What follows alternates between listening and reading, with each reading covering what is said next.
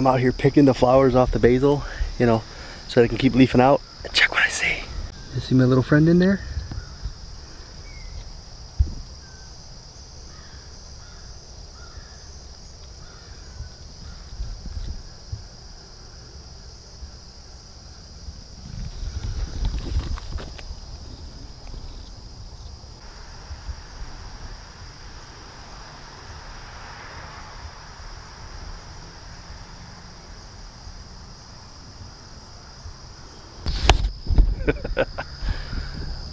That is an awesome sign. That's how you know your garden's going good. You got a praying mantis out here patrolling the grounds. Ooh, so I just completed operation. Pull this barrel out of my little apiary corner back here. I built everything and I had that barrel sitting in the back corner for a long time. But today, I'm going to try to put it to good use. So I got my Life On Beagle Road shirt on because I'm going to try to do my best Kenny, and I'm going to do some woodworking project today. I am going to turn this, hopefully, into 2 waterers, kind of for the nature. One I'm going to put in the apiary area for the bees. The other I'm going to put in the way back corner so I can try to make sure I can keep squirrels and stuff out of my tomatoes. So you might be wondering, what does a waterer have to do with squirrels and tomatoes, Josh? Let me tell you, squirrels are jerks, and what they'll do is they'll take these tomatoes, they'll bite them, and they'll suck the water content out of it, and that's it. They'll leave it, and then you lose a tomato, all because they wanted a drink. So I figured if I try to give them some sort of water system, they might actually use it and not bite my tomatoes and suck the water out of them. Well, good morning, buddy. What you got there? You got new shoes? Batman socks? A Batman shirt? Let's see Batman sock. Ooh. Ooh. Super cool. You got some cars? Alright, so the first step in our new bee waterer, safety first.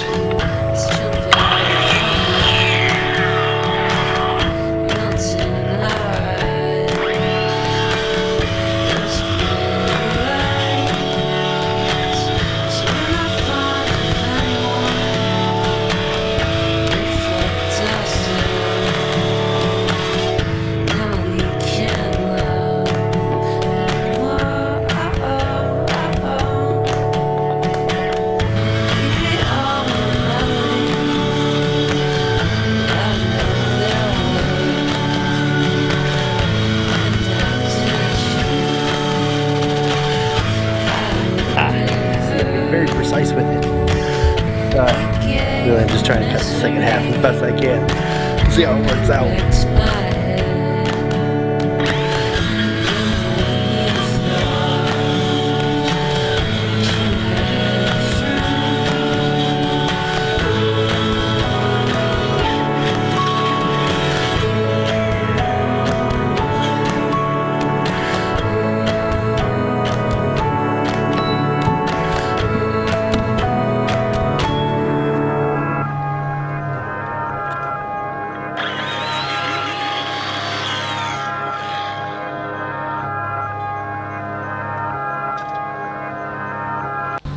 Alright, the hard part's done. I got to cut it in half here, so I got 2 separate bins.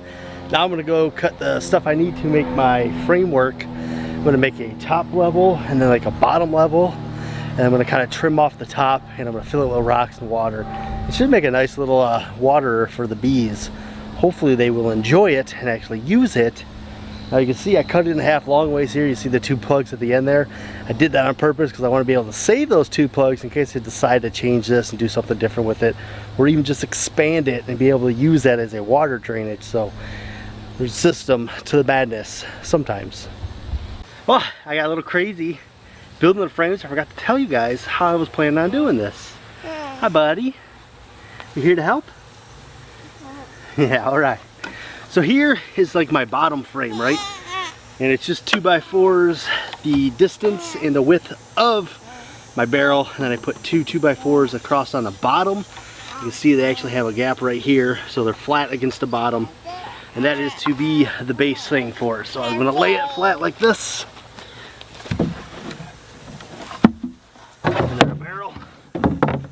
will sit just like that. Then we have another 2x4 frame that's the exact same dimensions, except for the difference is I put a 1x4 on this top lip right here on the edges, and that's to keep the barrel from rocking back and forth. It'll kind of lock it into position. So when we go to put it on here, it'll sit just like so. So you can kind of get the idea right there.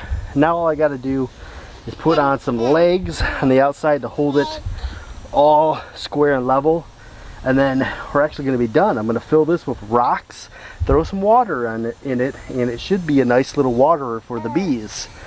Hopefully.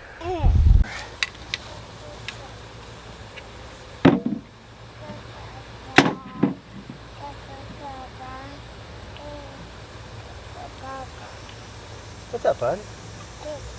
You got a coconut? Can I have one? Alright. Do I have both? You're the sweetest.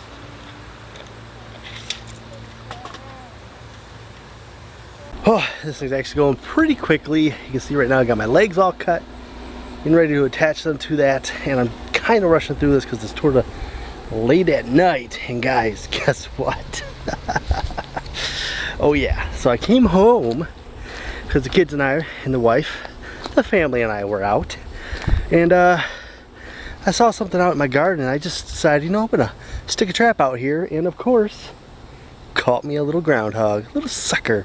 So I have to take care of that tonight. So I am trying to rush through this, and like I said, this is a preliminary design for my new little bee waterer. I'm gonna build it, put it in there, see how the bees like it, and then I think if you guys are interested, I'll do a breakdown of all the parts and materials I use, how I went ahead and built it, and give you a better overview, a better how-to video of how to make this thing.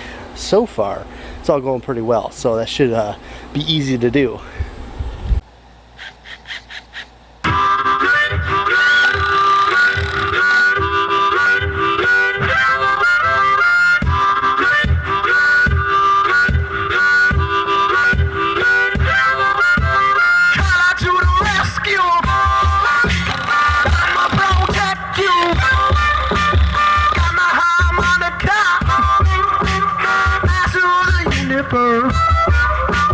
Travel to a mountain, climb out to the top, be a magic genie, with blues in his hip hop. He said, you just waked me from my slumber. You got 3 wishes, you better make them good. Alright, we need some of these. You ready? Finishing touches. Finished product.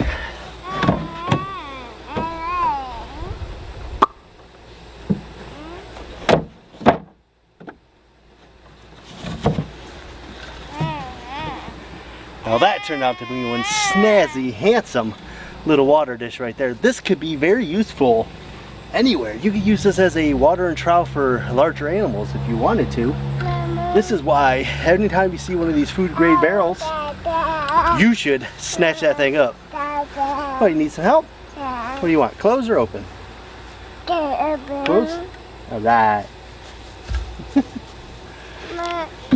So obviously it's made out of 2x4s. It's sort of heavy, and then I'm going to put rocks in it. So we're going to move this into position before I start putting the rocks in there, so I can put the water in there. Well, the next trick is now putting it in the apiary, making sure there's enough room for it. We can open the gate and all that good stuff, and I gotta get the old bucket I've been trying to water them with out of there so I can move that guy in. And I gotta do all that without getting stung or getting the little guy stung, because he's out here still. Look at him. What you got over there? You got cuckoo melons? Alright, bring me a cuckoo melon. Are you gonna eat it? Alright. It's yummy. You want me to eat one? Ew. Ew. Hashtag dad life. Okay, you gotta go because I gotta open this gate. Okay.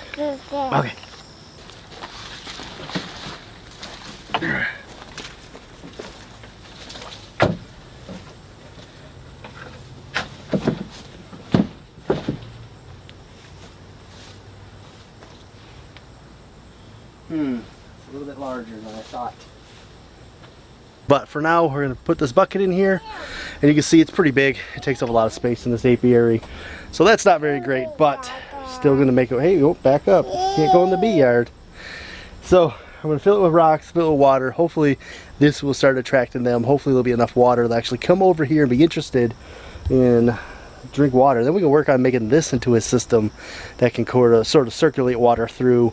And then if this works out, we'll put another one somewhere else in the yard, and hopefully we'll just give them more opportunity for water here at the property. Just another thing to try to do to make sure we contain our urban bees a little bit better. If you guys know a way to attract the bees to that particular water, leave me a comment down below, because I really want to know how I can get them to sort of mainly water at one of the waters that I'm going to build for them. That would be ideal, kind of get them out of other people's yards. I don't know, bird baths and all that kind of stuff close by. I want to make sure that they stay as close to here as I can, and that's especially with the water. You know, I don't want them becoming an inconvenience for any of my neighbors. So that's kind of what I'm looking for, is to make sure I can do as much as I can here to try to get them to come back here for water and all that stuff. I know they're wild, they're going to do what they're going to do, but if I can do anything to help it out, that's what I'm looking for. And all that we can do is just stand there and remain with our faces to the sky, knowing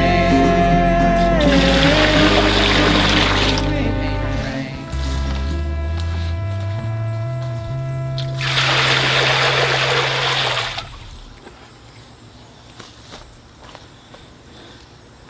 All right, so we got it in. You see right there, I filled it with rocks. I put a little bit of water, so it's got a lot of rock space. The rocks are for the bees to stand on, right? They need something to put their little bee legs on so they don't drown in the water, because if it's just staying in water, they'll drop right in and drown. And we definitely don't want that. So hopefully this will give them a lot of surface area to water in here. It's really close to the hive. Eventually I would like to move this sort of in that back corner over there more. I just gotta clean that area out when the bees are not active. They're kind of coming back to the hive at this time of day, so I definitely don't want to be in there trying to do that in front of their hive. But eventually, probably in the winterish months, we will get this moved over to the very edge over there, so they have a little better access to it. It's a little closer to the opening of the hive. But that's it, man. I think it's a pretty snazzy little waterer for the bees. Hopefully this does make a big difference and just gives them a lot better water source close to the hive. I don't know if that matters or not, but we shall see. I'll tell everyone bye. Bye. That's all we got for you today. Stay tuned. I will do a better how-to video on how I went ahead and made that. And we'll put that up for you guys later. Alright. Remember, be bold, grow bold, and as always, we'll see you in the next video.